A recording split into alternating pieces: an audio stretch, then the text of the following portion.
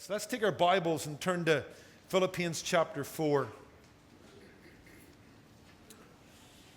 Philippians chapter 4, verses 2 through 3. Would you stand as we read God's Word together? I want to begin a new series this morning entitled Less Stress. And I want to preach a message in that series called Knocking Heads Together. And that's what Paul's trying to do here in Philippians chapter 4, verse 2. I implore Euodia and I implore Syntyche to be of the same mind in the Lord. And I urge you also, true companion, help these women who labored with me in the gospel, with Clement also, and the rest of my fellow workers, whose names are in the book of life. So reads God's word, and you may be seated. In his book, The Secret to Happiness, Billy Graham tells the story of an executive secretary who had been pushed to her limits. It was one deadline after another deadline, one demand after another demand.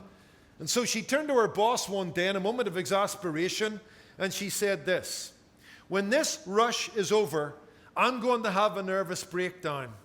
I earned it, I deserve it, and nobody's going to take it from me." Well, that story, I think, humorously and yet ironically illustrates that people today are feeling overworked and overwhelmed. By any measure, an increasing number of Americans are right at the end of their rope, physically, emotionally, relationally, financially, spiritually.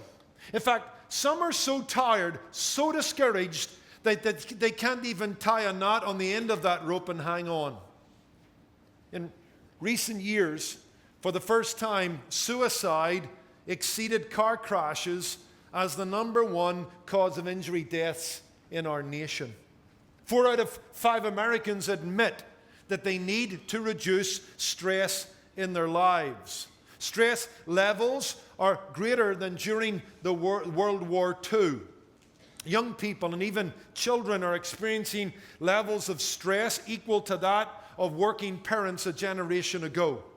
It's been estimated that stress is responsible for $180 billion in healthcare costs annually. Some 225 million work days are lost each year in the United States due to stress, which means that on any given day, 1 million Americans are homesick due to stress. Burnout is responsible for 20% of all pastoral resignations. And if any group is in danger today, it's the millennial generation, those aged between 18 and 33, whose stress levels are higher than the national average, according to a report by the American Psychological Association. 39% of millennials say their stress has increased in the past year, and 52% say stress about work, money, and relationships keep them awake at night, with 1 in 5 clinically depressed or stressed out or needing medicated. That's just a slice of the data that's out there, and what it goes to show is that as a nation, we're stressed out. And so I want for a moment or two just to talk about that by way of introducing our present series, Less Stress, based on Philippians 4, 2 through 9. And as we set out our stall, let me define stress, distinguish it, and detail it. Or let's look at its meaning, its symptoms, and its causes. And then we'll begin to look at our text, where Paul invites us to enjoy a peace that passes all understanding. Paul holds out the promise of a life lived in the company of the God of peace. But let's look at stress and its meaning. If you want a definition of stress, it is a non-specific response of the body to any demand placed upon it. So stress is a response to a life situation. In fact, in his book, The Margin, Dr. Richard Swenson says, stress is not the circumstance, it's our response to the circumstance. It's not out there, it's inside us. Stress basically relates to how we handle life. So stress is our response to a given life situation. And you know what? Within limits, stress is a good thing. In fact, you're wired to respond to stress. Your body even can have a biological response to stress which is good and healthy. In a given situation, pressured by a given set of circumstances, your body is a wonderful creation by God, and it responds by releasing certain chemicals within your body which will allow your brain to work faster, your heart to raise its heart rate, and it will release a burst of energy so that you can rise to the challenge. And stress in that situation is healthy and good, where you rise to the challenge and you overcome the obstacle and you do something you didn't think you could do before. Stress has produced heroism on the battlefield. Stress has produced medical discoveries as people have given themselves to a certain accomplishment. Stress produces athleticism on the sports field. It can be a good thing, but it can become a bad thing, and that's when we have stress overload. When we are imprisoned perhaps to a set of circumstances that continue to stress us and pressure us to a breaking point, where we exhaust our natural resources and our emotional reserves. Too much stress then becomes potentially damaging physically and mentally. And so stress, under certain limits in a given situation, can be a good thing. It's your response to a circumstance. But when it's unremitting and unrelenting, it can take its toll. But basically, remember, stress is about what happens to you. Secondly, what's its symptoms? And here I'm talking about negative stress, hypertension. It'll show up physically, emotionally, spiritually. You'll become irritable. You'll have disrupted sleep. You'll have diminished stamina, achy joints, stomach cramps, lack of concentration, forgetfulness. Emotionally, you'll become negative and pessimistic. There'll be an absence of joy. There'll be feelings of hopelessness. There'll be increased worry. You'll withdraw socially. You'll be marked by procrastination. Spiritually, there'll be moral shortcuts. You'll excuse sin more easily. You'll skip church. In the morning, you'll go to your phone before you go to your Bible. And even if you have time with God, by the end of the day, it'll seem like a blur. All those things are symptoms of unhealthy and unholy stress. And when those things happen, and a number of those things are multiplied, those are warning lights on the dashboard of life to step away and address the issue. You know, you've maybe driven your car and a warning light has come on, and you realize, hey, I got to take this thing in for some maintenance. It needs an oil change or whatever the case might be. If you remember Pastor Freddie McLaughlin, who came about a year or so ago to do our marriage conference, well, Freddie was an only child. He was kind of lifted and led. Most of his life, if you've listened to his wife, she'll tell you that. He became a pretty impractical guy because everything was done for him. And that was proven to me one day when I was waiting at the side of the road just outside Belfast for him to pick me up. We were going to watch our favorite soccer team about 30 miles away. And as he came off the freeway down to the side of the road, smoke was billowing out the back of his car. I mean, it was crazy. I'm sure you could have seen it from space. It was that bad. And he pulls over. I jump in and we take off. And I look. I says, Freddie, your oil light's on. He says, what? And he looks at, I said, that's your oil light. I said, you're burning oil. There's something wrong with your engine. You better take this in quick. I said, how long's that light been on? He said, about 3 weeks. I said, Freddie, that's crazy. You're a polluter. You're driving everybody crazy behind you. You got to go and get that thing fixed. And you know what? When these things happen in life, they are the warning lights that are flashing on the dashboard to say, hold on, things are not good. You need a tune-up. You need a checkup. So there's the meaning, there's the symptoms. What about the causes of stress in America? I mean, we're seeing it at higher levels than ever before. Think about this. Stress levels today are greater than during the Second World War. We're the richest nation on earth, and in many ways we're the safest nation on earth, and yet we are stressing at levels beyond wartime times. How do you explain it? What causes this rising tide of stresses? Why are young people and children carrying levels of stress that were found in their parents a generation ago? Well, I'm going to give you a suggested list of things. It's not exhaustive, it's suggestive, but I think these things are factoring into this, press of stress within our culture. Diminished community. We're not putting roots down the way we did, which produces stability. We're becoming anonymous, we're becoming autonomous, and that's not a good thing. We don't have the support system of friends and family and that which is familiar. In fact, on top of diminished community, we have mobility and change, which produces a lack of community. We move 4 or 5 times across a lifetime. Things are changing around us at rapid speed, and I understand that that's just part of modern life. I'm not trying to be cruel or unkind. Sometimes just to stay in the job market, that's the price you pay. But that price comes with a price tag, and it's stress and anxiety and a sense of unsettledness. What about the breakdown of the family? I mean, the family's meant to be a harbor. The family's meant to be a haven where we come home and we kind of decompress from all the pressures of the day, and we're in the company of those who love us, and there's joy and there's happiness in the home. And that's what it ought to be in the best of circumstances. But today, that bedrock unit of society is crumbling. Divorce, single parents, prodigal children, and that is producing stress in great quantity.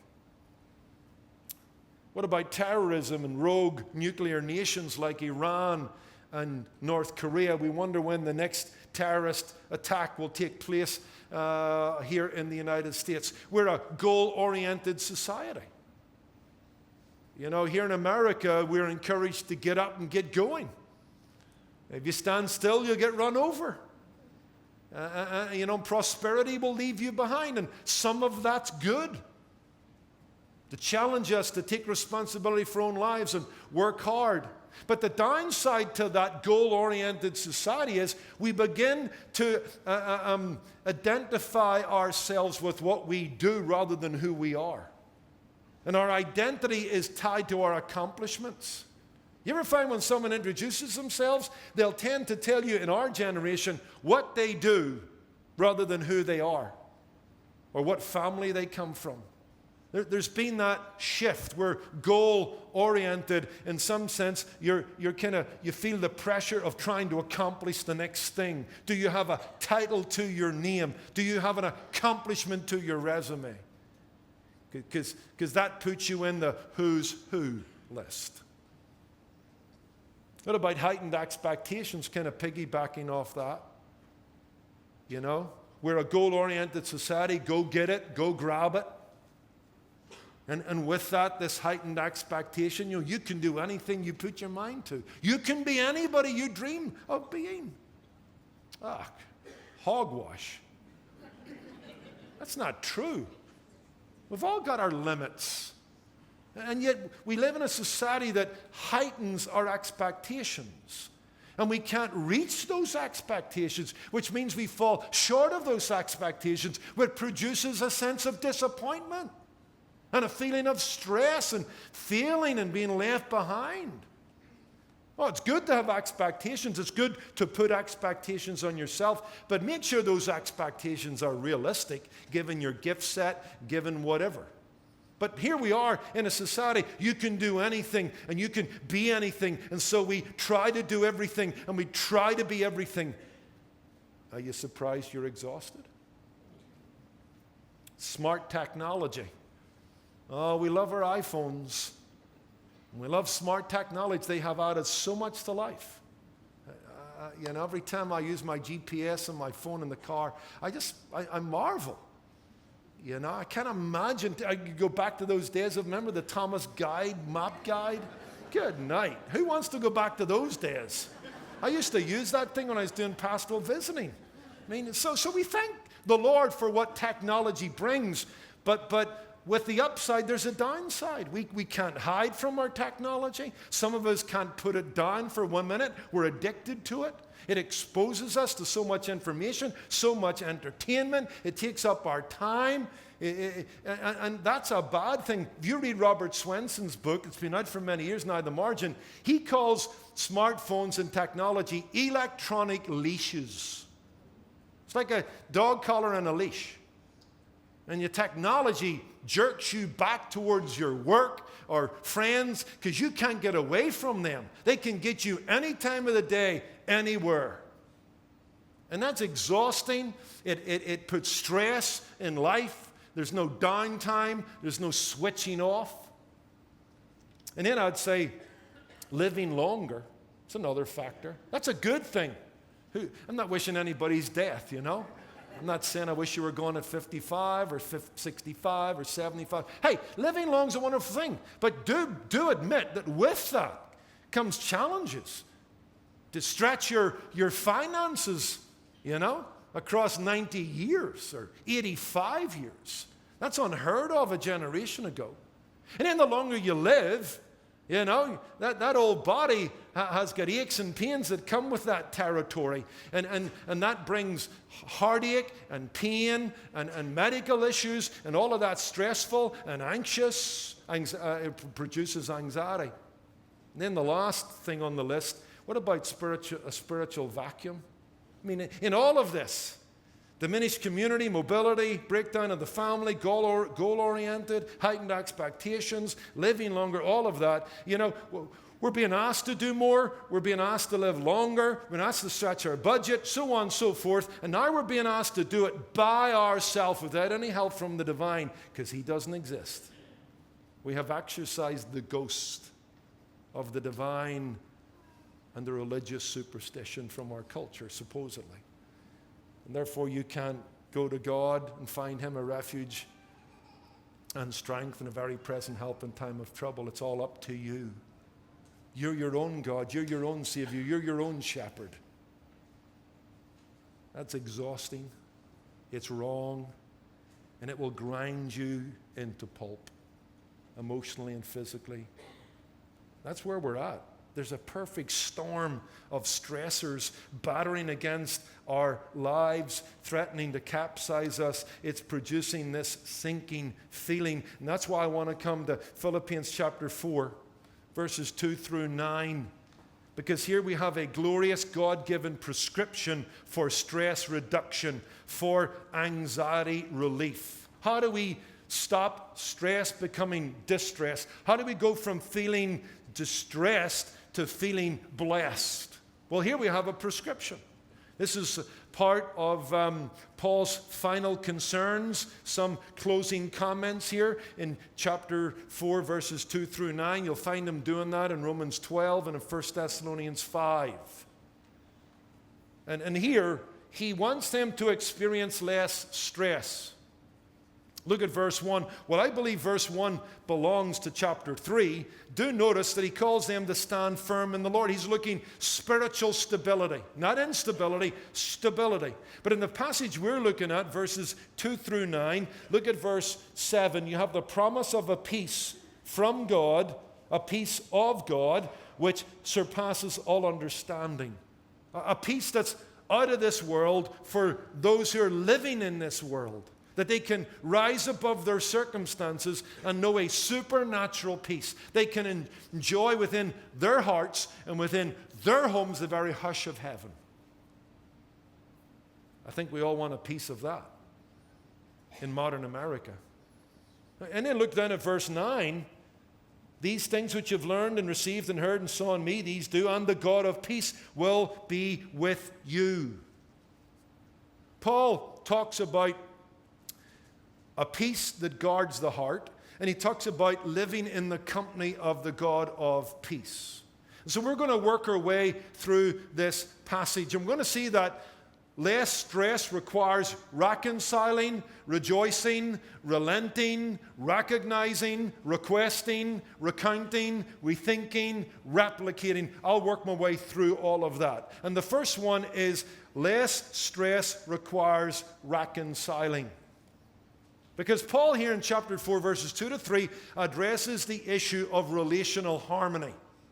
There is disharmony between two women, one called Euodia and one called Syntyche. And Paul is saying less stress requires conflict resolution. Now, you don't have to think hard nor long to understand that stress levels are tied to the highs and lows of relationships. A marriage that's in trouble produces stress. Friendships that are frayed produces stress. Disagreement in the church produces stress. And that's why Paul addresses the issue of harmony among people. Strained relationships are a source of great unhappiness and great stress. You know, we don't say for nothing, happy wife, happy life. Because it's all about relationships. Down at the fundamental level. When the marriage is good, when the relationship is good, you know what? You can be short of a few pennies, and life might be crashing in. But you know what? If you and your wife are on the same page, there'll be a lot less stress. And you'll have energy, and you'll have ability to deal with the circumstances. Because fractured relationships drain us. They crush us. That's why Richard Swenson, to quote him again in his book, The Margin, broken relationships are a razor across the artery of the spirit. Stemming the hemorrhage and binding the wound should be done as quickly as possible. So I want to come for a few moments and look at this passage. Because here Paul models conflict resolution. And if you'll model conflict resolution, if you'll work hard at forgiving quickly and kissing and making up quickly, your life will feel the better for it. Deeper happiness and wider joy will be yours. Now let's just set the scene. Let me recreate what's going on here as Paul addresses the need for these two ladies to get their act together. He tries to knock their heads together. He calls them to have the same mind in the Lord. I would suggest that they are possibly founding members. These are significant women in the church. If you go back to Acts chapter 16, verses 13 through 15, Paul is introduced to Lydia and several women who are praying by the river's edge. And out of that, a nucleus is born of the church at Philippi. I would suggest that they have a resume of gospel faithfulness. Paul tells us, doesn't he, in chapter 4 and verse 3, that they labored with him in the gospel. These are not renegades. These are good women. These are godly women. These are gospel women. But something has happened, and they're now at loggerheads with each other. I think the issue is practical or personal. We're not told what the issue is because the issue is not the issue. Disharmony is the issue. Whatever its cause, the real issue is disharmony in the body, and it needs to be fixed. But I would suggest it's probably not theological, because Paul usually identifies the theological issue and addresses it. And typically, conflict in the church especially falls into two categories. Either it's substantial theological differences or it's interpersonal relationships. My assumption is that the issue here is that maybe they see things differently, as did Paul and Barnabas. Perhaps it's a personality clash, perhaps it's a leadership tussle. But my assumption is it's practical and personal. Although whatever it is, it threatens the unity of the church. It's exceptional in the sense that Paul has to address it publicly. You know that these letters were read out publicly. So imagine Sunday morning at Philippi and the pastor holds up, "Hey, we got a letter from Paul." And everybody's sitting listening. When you get to this part of the letter, "Hey, Euodia and Syntyche, cut it out. You girls need to work on this and get it sorted out." Can you imagine that being read publicly? So that's where we're at. So three things quickly. The harmony he exhorts, the help he enlists, and the horizon he emphasizes. Let's jump in. The harmony he exhorts. Paul has exhorted unity throughout this letter. Go back to chapter 1, verse 27, where he says that you would stand fast in one spirit with one mind, striving for the faith of the gospel. Chapter 2, verse 2, fulfill my joy by being like-minded, having the same love, being of one accord. Paul knows that it's a wonderful, pleasant thing when brothers and sisters dwell together in unity. But there's a fissure here. There's a fracture here, and Paul needs to address it. These two women were two thorns in his crown. He's talking about them being a crown and joy. Well, these two women were thorns in his crown, and so he addresses the conflict. It's funny, as I was reading this week, I was learning that Amy Carmichael, the kind of feisty Irish missionary who went to India, used a novel method to help two quarreling little girls on the campus of her ministry become more harmonious. She tied their pigtails together for several days. It's like, sort it out. Well, Paul says, okay, let's sort this out. Now, there's three things quickly under this one thought. The last two major thoughts will be short. There's an exhortation here that he makes. There's an example that he gives, and there's an enterprise that he notes. The exhortation he makes, verse 2, I implore Euodia and I implore Syntyche. He strongly urges these women to knock their heads together and unite their hearts again in the gospel. He addresses them equally and fairly. You'll notice that. In fact, the Greek is interesting. You've got a repetition of verbs. I implore Euodia and I implore Syntyche. He could have said, I implore both you women. But he treats them fairly. He takes no sides. He doesn't play favorites. He addresses one of them directly, I implore you. And then he addresses the other one directly, I implore you. And so here we have the exhortation Paul makes. He has known both of them. He appreciates both of them. And he asks both of them to kiss and make up. He puts the onus on each of them to take the initiative and sort this thing out.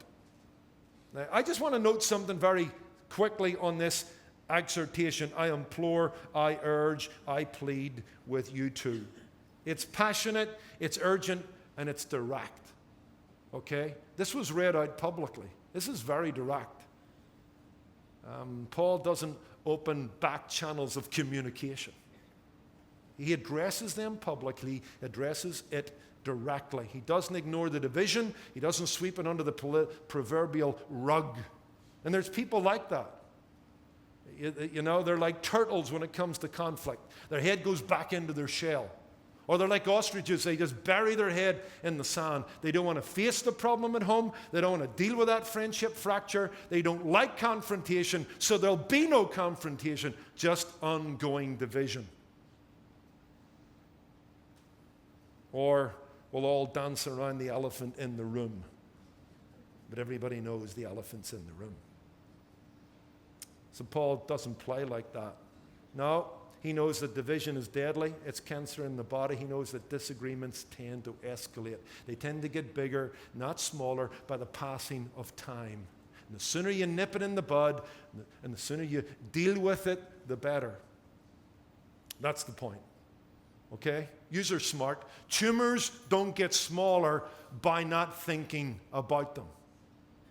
Leaks in your roof don't get fixed by ignoring them. Noises in your engine don't stop just because you pretend they're not there. That's the point.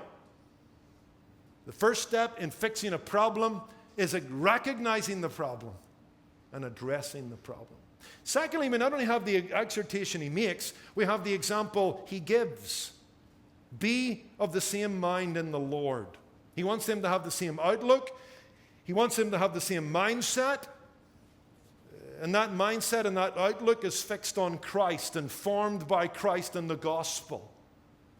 He wants them to bring to this conflict a transformed mind that's been informed by the gospel and the doctrine of reconciliation, and that puts others before oneself. In fact, if you go back to chapter 2, I think Paul's got this in mind. Fulfill my joy by being like-minded, having the same love, being of one accord, of one mind.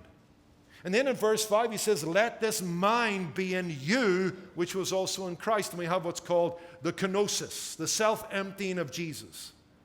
So here's what Paul's saying to these two women who know the gospel, because they labored with him in the gospel. He wants them to remember the gospel. He wants them to go to the cross, and he wants their mindset and their outlook to be like Jesus, who, although was God, didn't hold on to his deity or the privileges of his deity, didn't sit pretty on the throne of heaven, but submitted to the Father's will, embraced the ugliness of the cross in an act of humility, in an act of submission, in an act where he put the interest of others before himself. The glory of the Father was one interest, and the saving of your eternal soul, the other interest.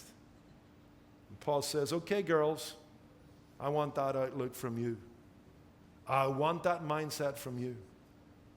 I want you to look again at the cross and our glorious Lord Jesus Christ. I want you to be amazed afresh of what he was willing to do as he left the throne of heaven for the grave of a criminal, from God to man, from master to servant, from life to death. And let that mindset then inform you. Can you? So you're going to continue to hold out? You're going to continue to take the high ground? You're going to continue to wag the finger? You're going to continue to be unwilling to resolve the issue? How is that possible? Be in the same mind in the Lord. Be of the same mind as the Lord's mind, which is one of humility and a desire to reconcile. So here's what Paul is saying. Girls, look for unity that's forged at the cross. Look for humility that's patterned after the cross. Whatever disagreement you have, it can't be greater than your unity in Jesus Christ.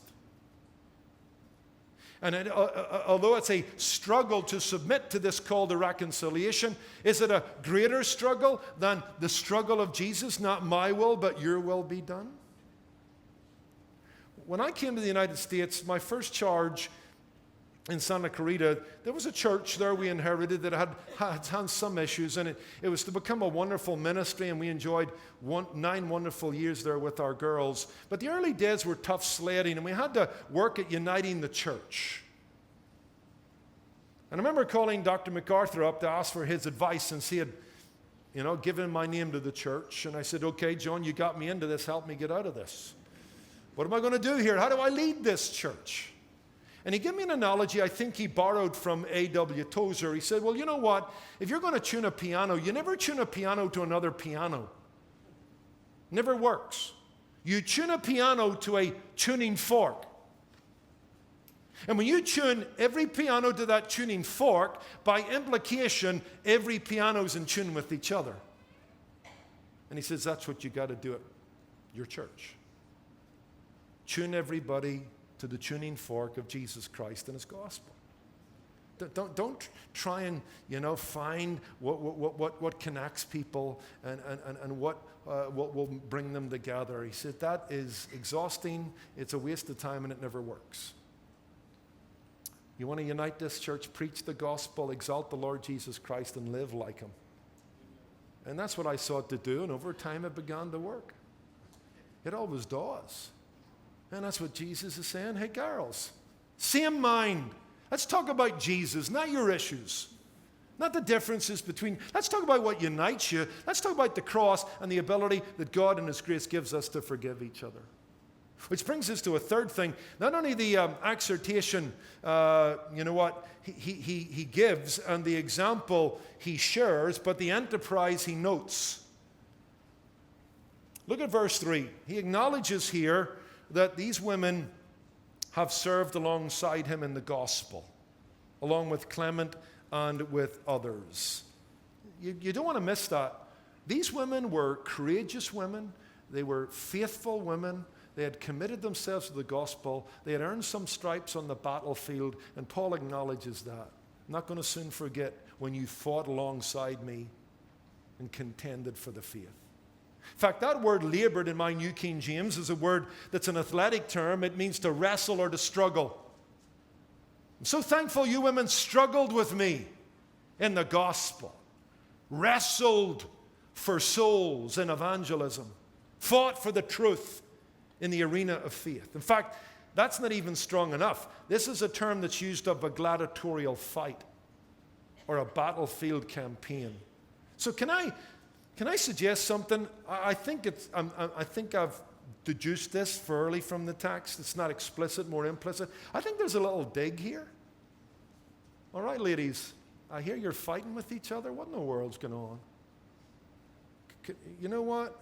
You once fought at my side in the great cause of the gospel. You fought for the glory of Christ. You fought the devil and his demons. And you fought for the liberation of those who were held captive by him at his will. And now I hear you're fighting each other. You're giving yourself to Christian cannibalism, where according to Galatians 5:15, Christians can bite and devour one another. I mean, instead of taking a chunk out of the enemy, they're taking a chunk out of each other. And Paul says, that's terrible. You've gone from fighting the enemy to fighting yourself. You've gone from laying your life down on the battlefield for Jesus Christ to now, domestic disputes in the church. That's the wrong focus. That's why I love what Alec Matoyer says in his commentary on Philippians. Where there is agreement as to what the gospel is and what ought to be done with it, there is no room for personal disagreement. What's he simply saying? He's simply saying this: when you understand the gospel and you agree on what it is, by implication it's got to be shared, because people who don't hear the gospel perish. It's the gospel that will indeed do harm to the enemy. And so when you understand the gospel, when you've experienced the gospel, there's only one thing to do with the gospel, that's to preach it. So what are you women doing contradicting the gospel by fighting each other? The gospel galvanizes Christians. See, churches that implode are churches that get away from the gospel. It's the gospel that galvanizes. That's why Philippians 1:27, where Paul talks about, hey, we need to be of one mind and one spirit, striving for the faith of the gospel. Hey, ladies, we're in the rescue business. People are perishing. The glory of Jesus Christ is being dragged through the mud in a Christless world. You should be out there on the battlefront, living for Jesus Christ. But here, you know what? You're in the barracks fighting each other.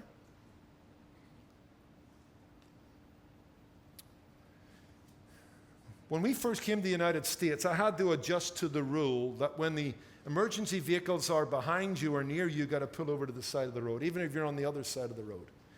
Now that's a great rule. I've come to appreciate it, but it took me a while to adjust to it. We didn't have to do that as much in Britain. You just kind of were left to make your own mind up and get out of the road the best you can. But here it's like, pull over immediately and get out of the way, whether you're on the wrong side of the road, Well, I came foul of that in my first year here in 1995. I was driving down Lyons Avenue in Santa Clarita when this engine truck came flying behind us.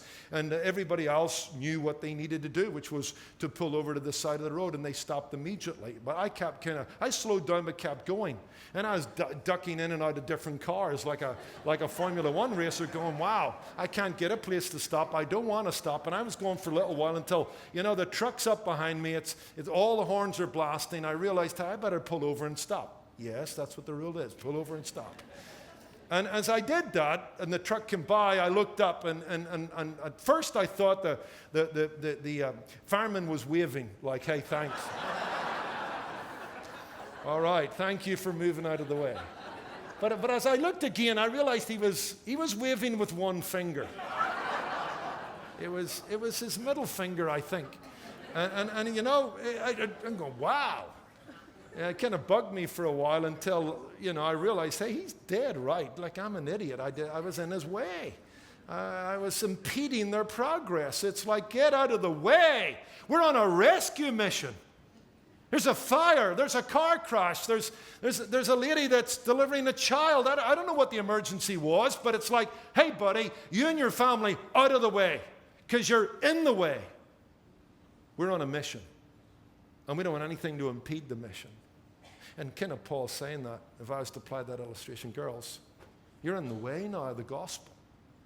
You used to be fighting for it and wrestling for it and helping it progress and moving the chains up the field, but now you're in the way, and Paul says, get out of the way, reconcile, get back to the enterprise of sharing the gospel.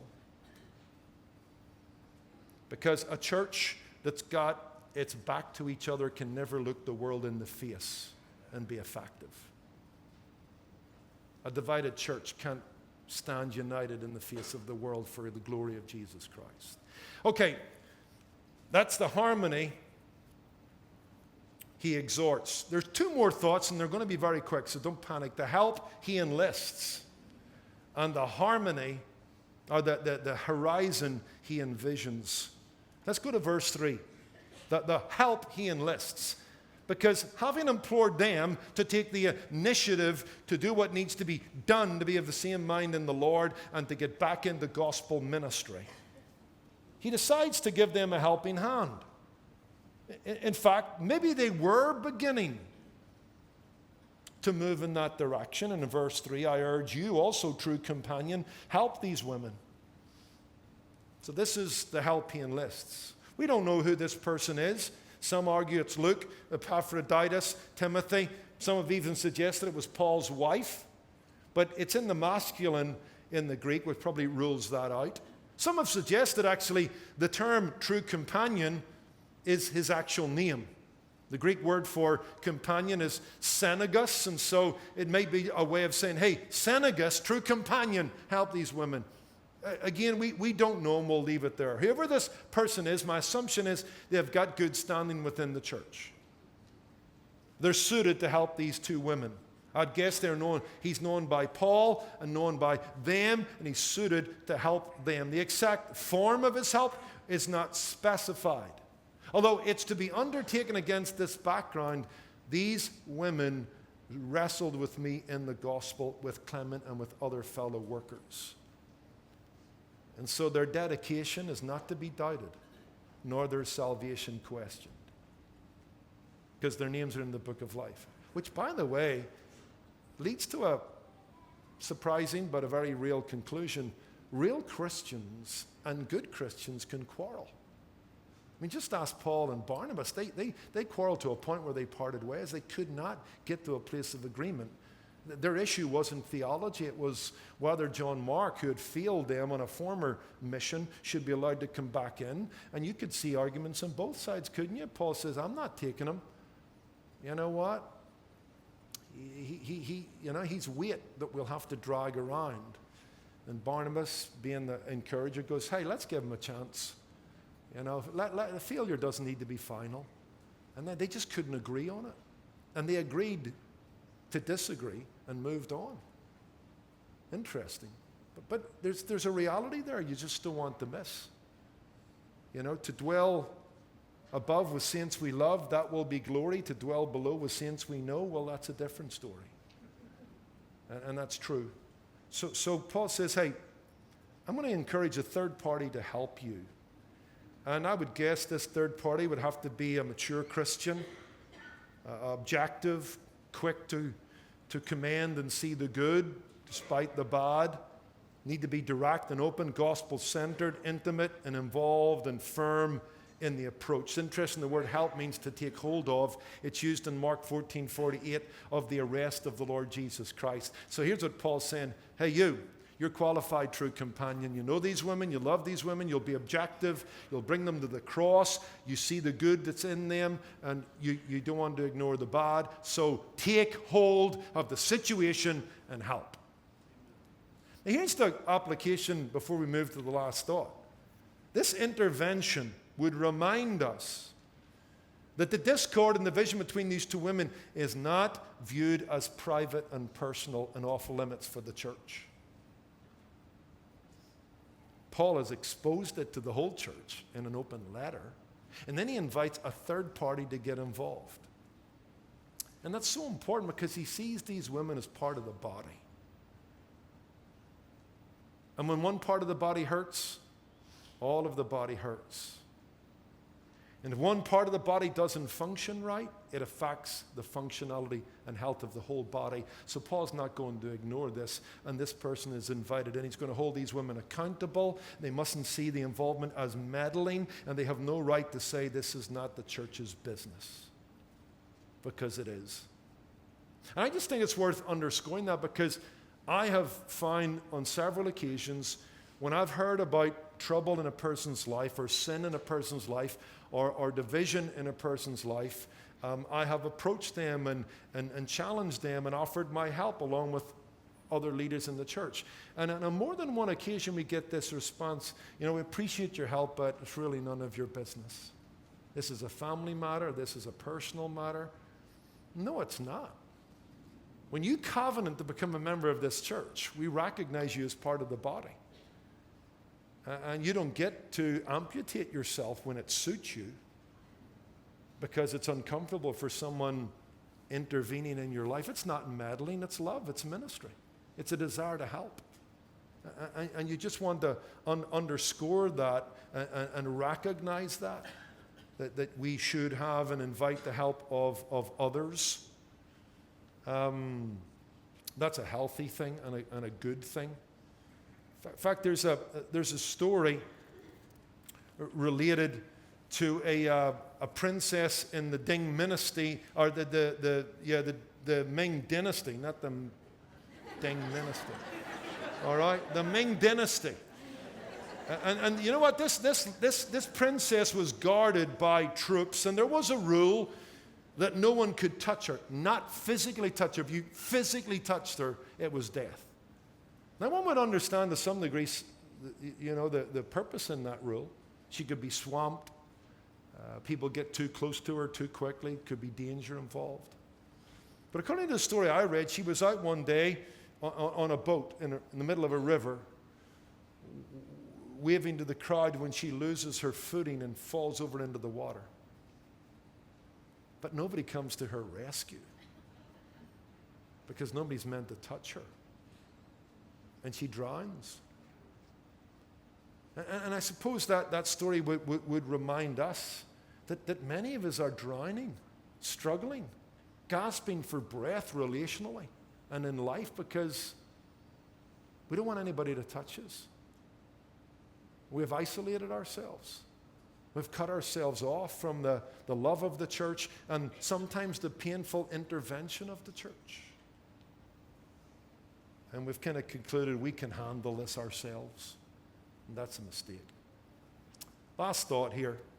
The horizon he envisions, just a closing thought, not going to take long. Paul takes these two ladies back to the cross. Okay, we got that? Be of the same mind. Let this mind be in you that was in Christ Jesus, who became obedient unto the death of the cross. Humility, submission, acquiescing to the Father's will. But he not only takes them back to the cross, he takes them forward to the coming. Let me show you this. Just in the preceding verses, we have, for our citizenship is in heaven, from which we also eagerly wait for the Savior. That's chapter 3 and verse 20. Philippi was a Roman colony. Although about 800 miles from Rome, it was governed by Roman law and Roman language. And when you were in Philippi, you lived like a Roman. And Paul's saying, you're on the earth, but you're a heavenly citizen, so let the virtues and the worship and the rule of heaven be that which governs your life.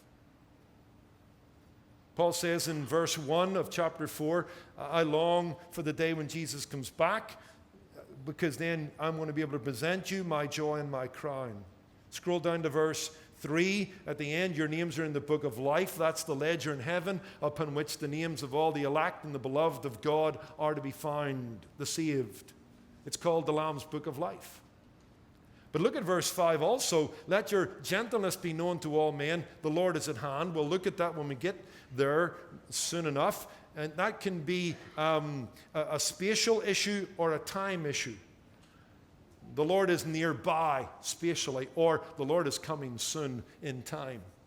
If we take it as the coming of Jesus, these verses to reconcile are sandwiched between eschatological truth, eternal perspective. And this is another means of reconciling. If I was to just simplify it, it's, hey, you girls need to make up. Don't rob me of my joy when I stand before Jesus. Hey, you girls need to make up because your duty is to live as citizens of heaven on earth, and you're to be loyal to the way heaven expects you to live. So cut it out, kiss and make up. And I think the biggest thought is, here you are not talking to each other. Here you are not on the same page. Do you realize that your relationship with each other in Christ is enduring and eternal? You're going to spend eternity together, girls. You better sort it out. It's a long car journey into eternity. And you know what? You better stop this no talking to each other. Build some bridges, because it's a long journey together into the presence of God himself. Wasn't it C.S. Lewis who said that those who thought most about the next life have tended to do most in this life? It's true. To be heavenly minded doesn't make you of no earthly use. It fixes and focuses things. As the team comes up, I was reminded this morning that today is my spiritual birthday. 40 years saved on the 20th of January 1978. And the verse that the Lord used in my life was Matthew 24:44, in such an hour as you think not, the Son of Man comes. The Lord used that, the thought of Jesus' soon return, to make me more quickly choose him. Because I didn't want him to get back before I got to him. Because if I didn't get to him and he came back, I wouldn't go with him. And so the Lord used that. I've always remembered the story of Robert Murray McShane, the Scottish preacher, who was asked a room of ministers one night, do you think Jesus could come tonight? And most of them sheepishly replied, I don't think so, no, probably not. To which he replied, in such an hour as you think not, the Son of Man comes. And you know what? 40 years with Christ, I've come to realize that the doctrine of the second coming isn't something that should just push me to trust Jesus. It should push me to love him. It should push me to serve him. That long tomorrow, which is what A.W. Tozer calls eternity, that long tomorrow should shorten my sin, should shorten my disobedience, should shorten my arguments with others, and should quicken my desire to reconcile, and should multiply my wishes to serve him. And Paul says to these ladies, hey, it's a long tomorrow when Jesus comes.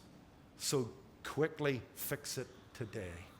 And let's get back to the business of preaching the gospel. Because you can't stand fast for Jesus Christ if you're divided. And you know what? Listen to the advice and the help of this brother, this true companion, because he indeed will help you make amends and get to a better place. Let's pray. Lord, we thank you for our time in the Word this morning. We are excited about this new series on Philippians 4:2-9, less stress.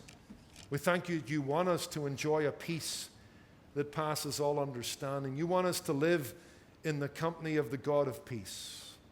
You want us to know that perfect peace that comes to those whose minds are fixed on you, who trust in you. And Lord, as we work our way down this list, help us to prioritize relational conflict management. Help us to work hard at keeping our accounts short with others. Help us to work hard to forgive quickly and widely. Help us not to make enemies of friends. Help us to keep our focus on the true enemy.